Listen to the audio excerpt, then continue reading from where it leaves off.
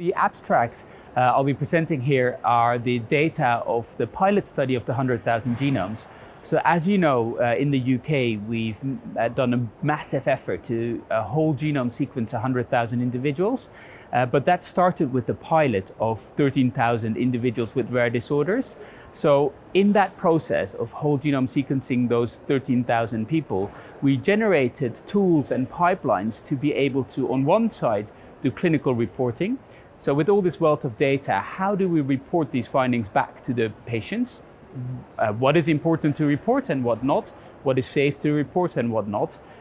We developed the tools to actually do it because you can appreciate there's a lot of data coming out of these projects.